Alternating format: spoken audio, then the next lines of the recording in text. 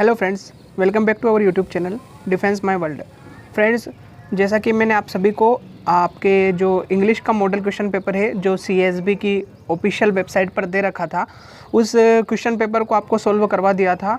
आज मैं आपके लिए लेकर आया हूँ ऑफिशियल वेबसाइट से ही आपका फिजिक्स का जो मॉडल क्वेश्चन पेपर है उसको लेकर आया हूँ। तो इसको भी आप सोल्व कीजिए और इसका सॉल्यूशन भी मैं करवाता हूँ, और इससे आपको ये भी पता चलेगा कि आपका जो एक तरह से बेसिक आइडिया आपको मिल जाएगा कि किस तरह से आपका क्वेश्चन पेपर आता है और किस स्ट्रेटेजी के साथ आपको क्वेश्चंस को पढ़ना है और फिजिक्स के पेपर को किस तरह से अटेम्प्ट करना है। क्योंकि फिजिक्स के पेपर में मैं अगर आपको बात बताऊं तो 10 से 12 क्वेश्चन बिल्कुल ईजी आते हैं जिनमें आपको पेन भी उठाने की ज़रूरत नहीं पड़ती है। उसके बाद में 5 से 7 न्यूमेरिकल आते हैं और कुछ मॉडरेट लेवल के रहते हैं और 1-2 न्यूमेरिकल अच्छे लेवल के भी रहते हैं। तो किस तरह से आपको सभी को सोल्व करना है इस वीडियो में आप यही समझने वाले हैं। तो चलिए बिना किसी विलंब के हम सीधा क्वेश्चंस पर बढ़ते हैं। तो आप इस वीडियो के लास्ट में कमेंट करके अपना स्कोर भी बताइएगा और ऑनेस्टली कमेंट कीजिएगा कि आपके कितने स्कोर हुआ। ठीक है, तो अभी हम पहले क्वेश्चन पर आ चुके हैं। चलिए पहले क्वेश्चन से हम शुरुआत करते हैं।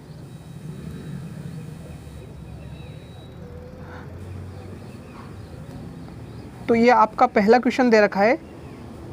पहले क्वेश्चन को आप पढ़िए अच्छे से। एक पिंड त्वरण a से एक वृत्तीय पथ में गति कर रहा है। यदि उसका वेग दोगुना कर दिया जाए तो वेग बदलने के बाद तथा वेग बदलने से पहले पिंड के त्वरणों का अनुपात ज्ञात करो। A body is moving in a circular पथ with acceleration a. If its velocity gets doubled then find the ratio of acceleration after and before the change of velocity. तो जल्दी से आप वीडियो को पॉज कीजिए और इसका आंसर कमेंट कीजिए। तो होपफुली आपने इसका आंसर ज्ञात कर लिया होगा। चलिए अब मैं आपको थोड़ा सा बता देता हूँ। जब भी कोई बॉडी सर्कुलर मोशन में गति करती है तो उसके लिए एक्सेलरेशन का फॉर्मूला होता है a=v²/r। ये आपका फॉर्मूला होता है। इस फॉर्मूले में आप वैल्यू रखिए तो आसानी से आपको आंसर मिल जाएगा।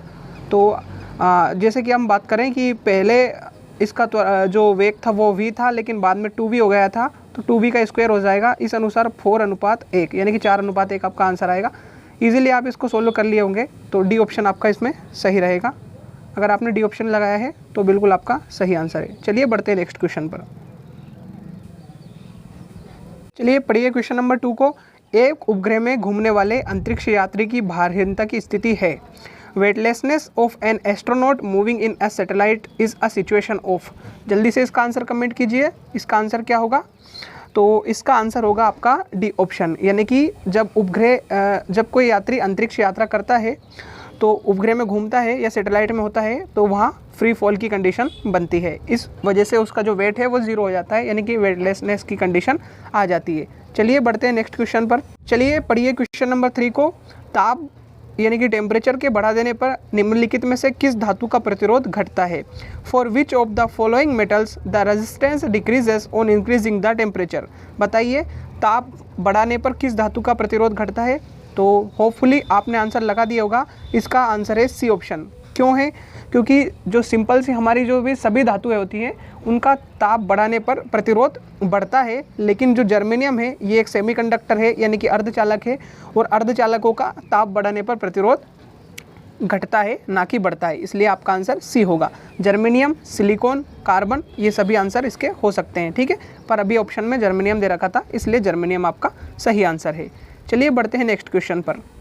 चलिए पढ़िए क्वेश्चन नंबर 4 को। पृथ्वी के चुंबकीय ध्रुवों पर नमन कोण क्या होता है?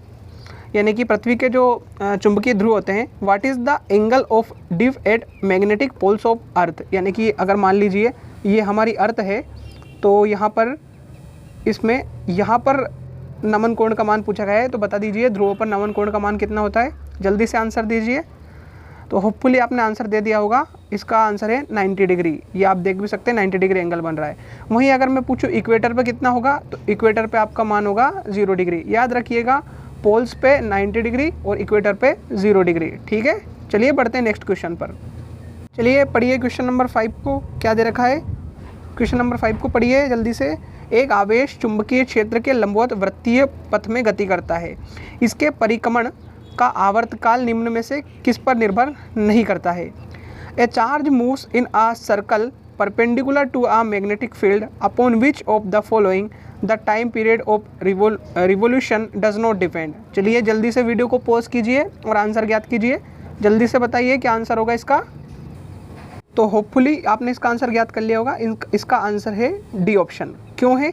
क्योंकि इसका जो फॉर्मूला होता है वो होता है T is equal, time period का फॉर्मूला होता है 2πm/QB, जहाँ पे m होता है मास, तो मास पे तो डिपेंड करता है टाइम पीरियड। b होता है चुंबकीय क्षेत्र, मैग्नेटिक फील्ड पर भी डिपेंड करता है। q होता है आवेश, इस पर भी डिपेंड करता है। किस पर डिपेंड नहीं करता? वेलोसिटी पर डिपेंड नहीं करता, इसलिए इसका आंसर डी ऑप्शन हो जाएगा। चलिए बढ़ते हैं नेक्स्ट क्वेश्चन पर।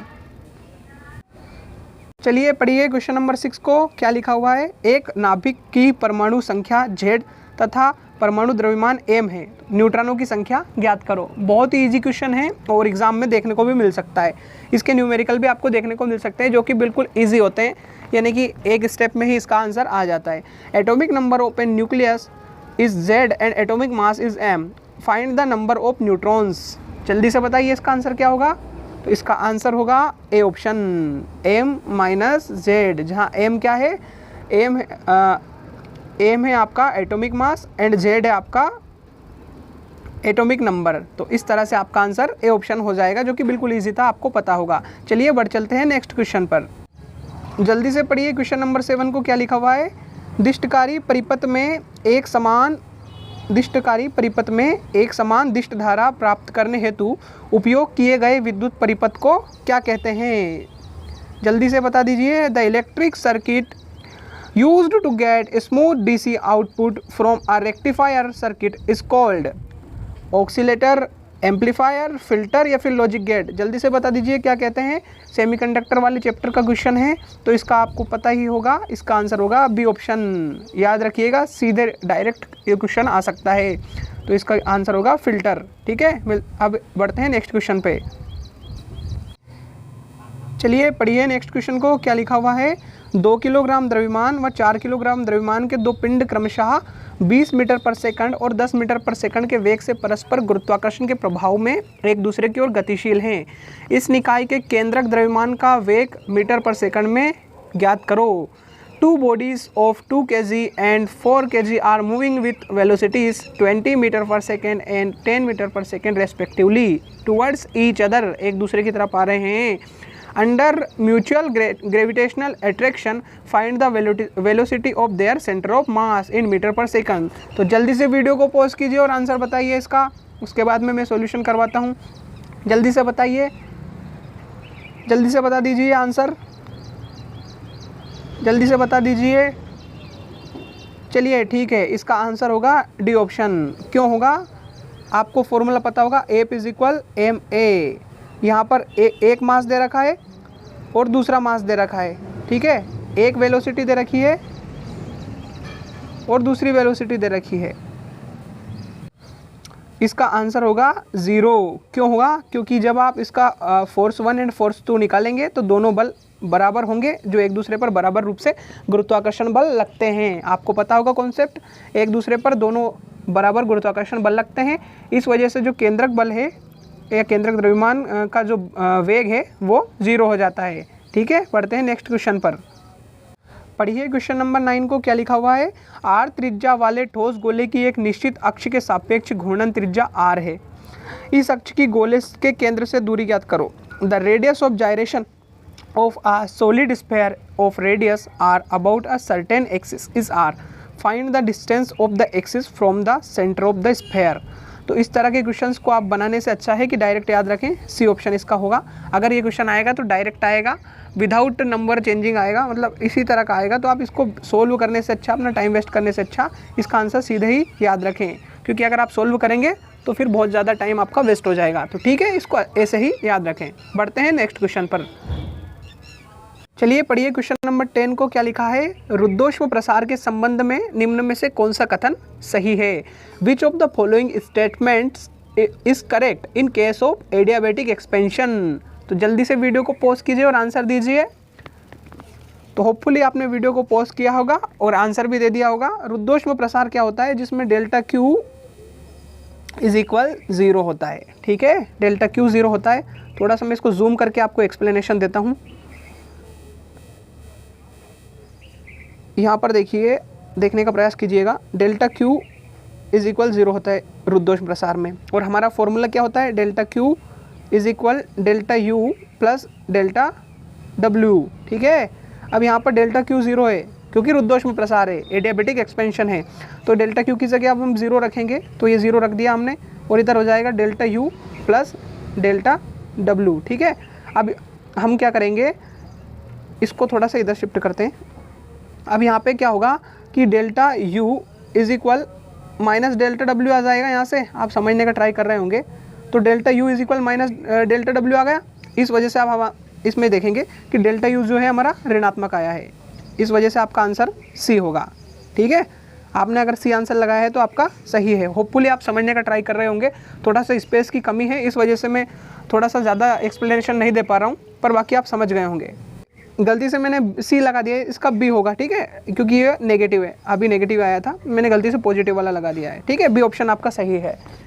हमारा आंसर अभी मैंने एक्सप्लेनेशन दिया उसमें भी नेगेटिव ही आया है, तो इसमें बी ही आएगा। ठीक है, चलिए बढ़ते हैं नेक्स्ट क्वेश्चन पर।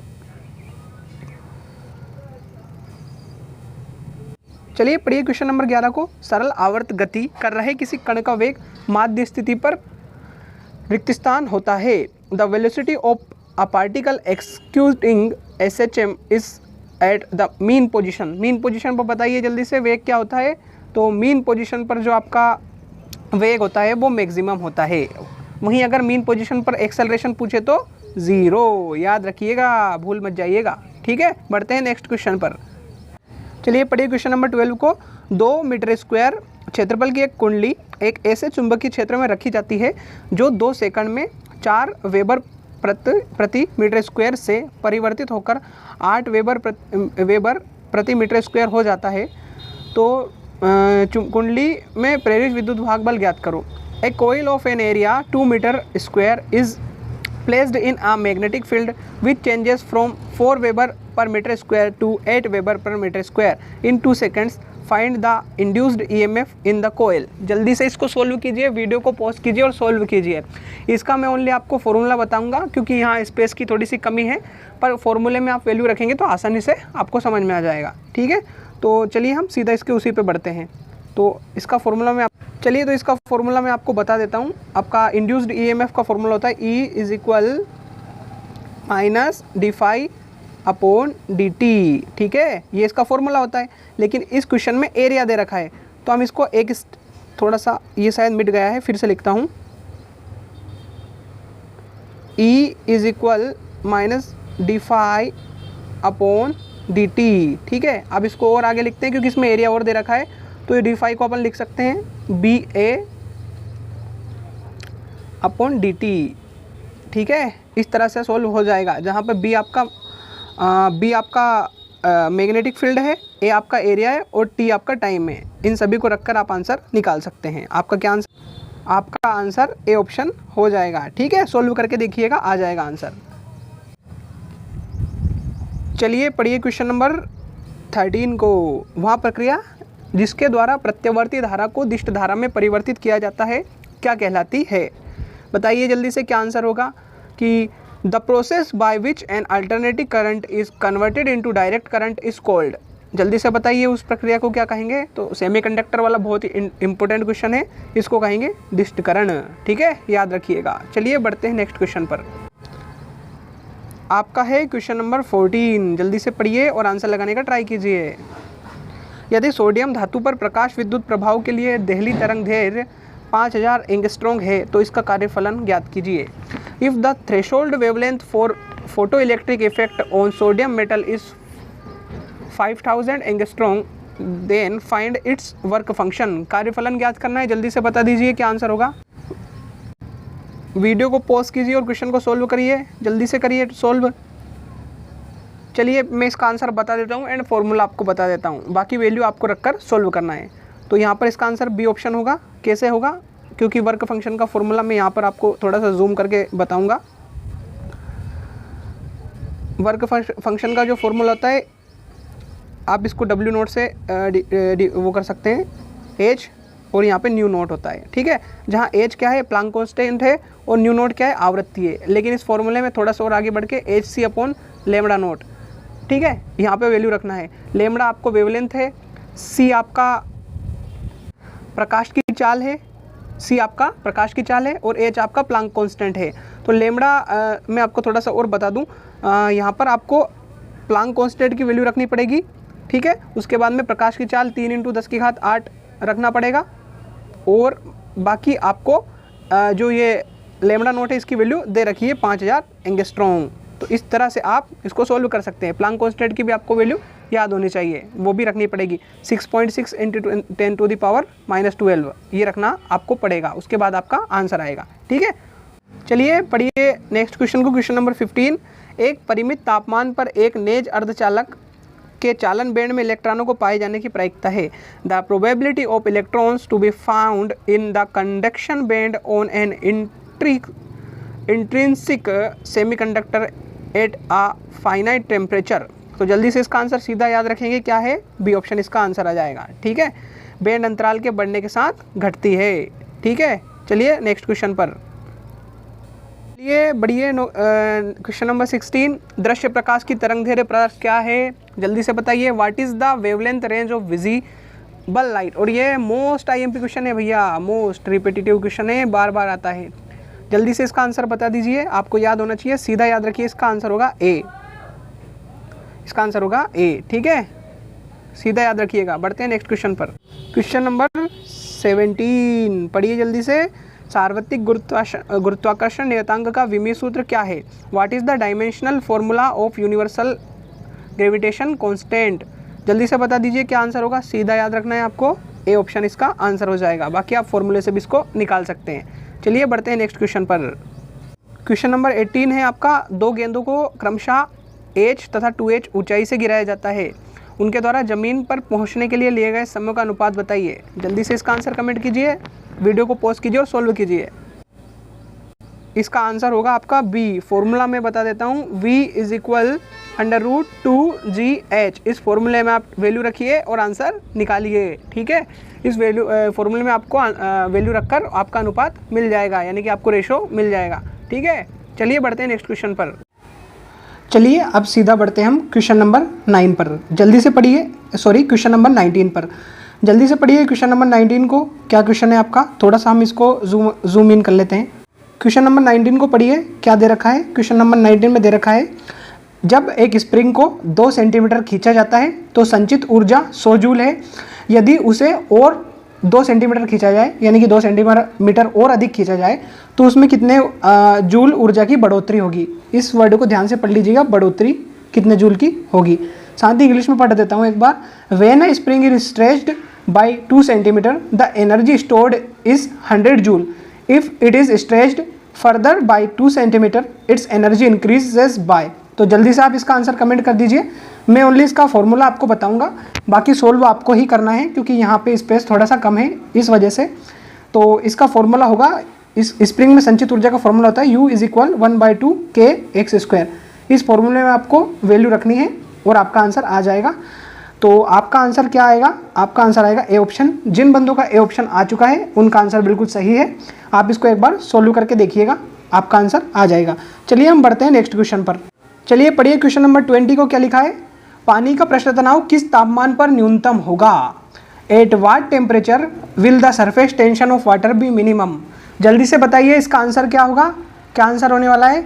जल का पृष्ठ तनाव किस तापमान पर न्यूनतम होगा, 0 डिग्री सेल्सियस पर, 25 डिग्री सेल्सियस पर, 60 डिग्री सेल्सियस पर या 75 डिग्री सेल्सियस पर।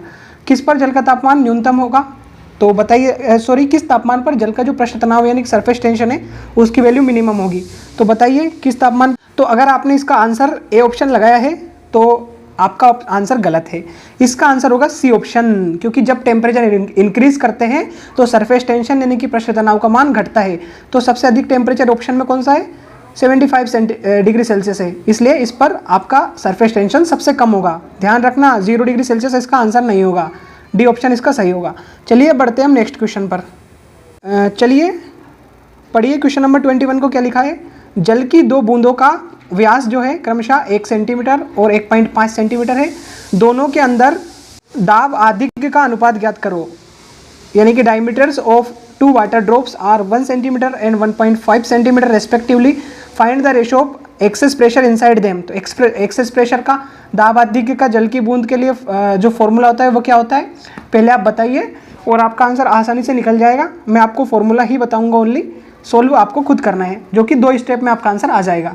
तो जल्दी से आप इसका कमेंट कर दीजिए आंसर अगर आपको पता है तो। एक्सेस प्रेशर का फॉर्मूला होता है P इज इक्वल जल के लिए 40/R। तो सिंपल सा आपको इसके लिए रेशो निकालना है। तो रेशो के लिए आप क्या करेंगे, P इन्वर्सली प्रोपोर्शनल जो है R है, तो इसलिए आपको R2/R1 करना है रेशो निकालने के लिए।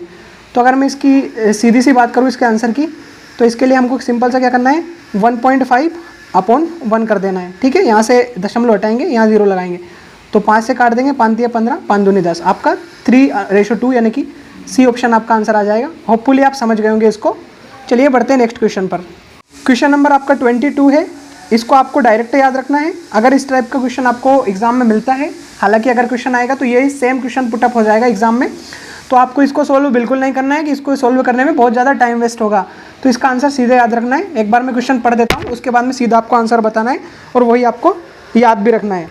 आपका क्वेश्चन है, यंग के द्विस्लिट प्रयोग में सोडियम प्रकाश का प्रयोग करते हुए 92 फ्रिंजें प्राप्त होती है। यदि किसी अन्य प्रकाश का प्रयोग करें तो फ्रिंज की संख्या ज्ञात करो। कुल मिलाकर आपको यहाँ पर लेमड़ा की वैल्यू अलग दे रखी है, यहाँ पर अलग दे रखी है। तो इसका आंसर सीधा आपको याद रखना है 99। अगर आएगा तो यही करना है, वरना स्किप करके आ जाना आप, क्योंकि इसमें ज़्यादा टाइम वेस्ट आपको वहाँ पे नहीं करना है। ठीक है, बढ़ते हैं नेक्स्ट क्वेश्चन पर। चलिए सोल्व कीजिए क्वेश्चन नंबर 23। 2 समांतर प्लेटों के विद्युत विभव क्रमशः -10 वोल्ट एवं +30 वोल्ट है। यदि प्लेटों के बीच की दूरी 2 सेंटीमीटर हो तो प्लेटों के मध्य विद्युत क्षेत्र ज्ञात करो। 2 plates are at potential -10 volt and +30 volt. If the separation between the plates is 2 centimeter, then find the electric field between them. जल्दी से इसका आंसर कमेंट कर दीजिए, जल्दी से सोल्व कीजिए, उसके बाद में मैं सोल्व करवाता हूँ। जल्दी से बताइए। तो वीडियो को पॉज कीजिए और इसका आंसर दीजिए, अन्यथा मैं इसका फॉर्मूला आपको बता रहा हूँ। चलिए मैं आपको बताता हूँ इसका फॉर्मूला। इसका इलेक्ट्रिक फील्ड का विभव के रूप में फॉर्मूला होता है E इज इक्वल ΔV/ΔX, जहाँ x दूरी है। तो सीधा हम वैल्यू रखेंगे ΔV यानी कि चेंज इन पोटेंशियल। तो इसके लिए हमको सीधा सा इसमें क्या करना है, 30 माइनस करना है, क्योंकि चेंजेस के लिए, और ओनली पहले से ही -10 है और अपॉन में 2 है, लेकिन ये सेंटीमीटर में है, इसको मीटर में चेंज करना पड़ेगा। तो 100 का हम इसमें भाग देंगे, तो कुल मिला के 100 ऊपर चला जाएगा। इस तरह से हम इसको सोल्व करेंगे। चलिए हम नेक्स्ट, जब हम इसको यहाँ पे सोल्व करेंगे, थोड़ा सा नीचे देख लीजिएगा, तो यहाँ 50 बार कट जाएगा, ये 50 और इंटू यहाँ पे बचेगा 30 और 10 40 हो जाएगा। तो 4 5 20 यानी कि 2000 वोल्ट पर मीटर आपका आंसर आ जाएगा। होपफुली आपको समझ में आया होगा। थोड़ा सा स्पेस यहाँ पर कम था, इस वजह से थोड़ा सा मुझे समझाने में प्रॉब्लम हुई। बाकी अगर आप फॉर्मूला समझ गए होंगे तो आपने आसानी से ए ऑप्शन लगा दिया होगा। चलिए क्वेश्चन नंबर 24 को सोल्व करने का ट्राई करते हैं। किसी सूक्ष्मदर्शी में वस्तु को प्रदीप्त करने के लिए यदि लाल प्रकाश के स्थान पर नीले प्रकाश को प्रयुक्त किया जाए तो सूक्ष्मदर्शी की विभेदन क्षमता पे क्या प्रभाव पड़ेगा। If red light is replaced by blue light illuminating the object in a microscope, the resolving power of the microscope will be. जल्दी से बता दीजिए, वीडियो को पॉज कीजिए और आंसर सोचिए, तब तक मैं इसको सोल्यूशन करवाता हूँ। तो जो भैया आपकी रिजोल्विंग पावर होती है, रिजोल्विंग जो पावर होती है, विभेदन क्षमता इन्वर्सली प्रोपोर्शनल होती है लेमड़ा के, यानी कि तरंग दैर्ध्य के। अब पहले लाल प्रकाश था, ठीक है, फिर नीला कर दिया गया। लाल प्रकाश के लिए तरंग दैर्ध्य अधिक थी, नीले के लिए तरंग दैर्ध्य कम होगी। जब तरंग दैर्ध्य का मान कम हो जाएगा तो रिजोल्विंग पावर बढ़ जाएगी। तो इसका सीधा सा आंसर हो जाएगा बी ऑप्शन। अगर आपने बी लगाया है तो राइट ऑप्शन है। ये भी डायरेक्ट याद करने वाला क्वेश्चन है। Question number 25। द्विपरमाणिक गैस हेतु गैस के 2 विशिष्ट ऊष्माओं का अनुपात यानी Cp/Cv का मान क्या होगा। In gases of diatomic molecules find the ratio of the 2 specific heat gases Cp/Cv। अगर द्विपरमाणविक गैसों वाला क्वेश्चन आपको आ जाए तो और Cp/Cv का मान पूछे, सीधा याद करने वाला क्वेश्चन है। 1.4 इसका आंसर होगा, सीधा आपको याद रखना है। अब देखिए भैया, कुछ क्वेश्चंस के आंसर आपको सिंपली सीधा से याद रखना पड़ेंगे, जो कि थ्योरेटिकल है और जिनमें या तो लॉन्ग टाइम लगता है। अगर लॉन्ग टाइम आपके क्वेश्चंस में लगता है तो उनको आप सोल्व करने की बजाय अगर उनके आंसर सीधे याद रखेंगे तो आपको फ़ायदा मिलेगा। तो यही सब चीज़ें मैं आपको वीडियो के माध्यम से करवाना चाहता था। होपफुली मैंने ट्राई किया है कि आपको जो आपका पूरा मॉक टेस्ट जो फिज़िक्स का था उसका सोल्व करने का मैंने ट्राई किया है, और होपफुली आपको समझ में भी आया होगा। अगर आपने पहले से चीज़ें को पढ़ रखा होगा, कॉन्सेप्ट को आपके क्लियर, अगर कॉन्सेप्ट आपके क्लियर होंगे तो आपको होपफुली समझ में आया होगा। तो अभी फर्दर आपका 20 तारीख से एग्ज़ाम स्टार्ट है, तो एक बार आपने ये वीडियो देख लिया, एक बार फिर से आप इसको देखकर रिवाइज़ कर लीजिएगा, तो आपको आसानी से कोई भी प्रॉब्लम आने वाली नहीं है। बाकी अगर आपको किसी क्वेश्चन में कोई डाउट हो तो आप कमेंट बॉक्स में पूछ लीजिएगा। ठीक है साथियों, मिलते हैं नेक्स्ट वीडियो में। चैनल को सब्सक्राइब कर दीजिएगा। जय हिंद।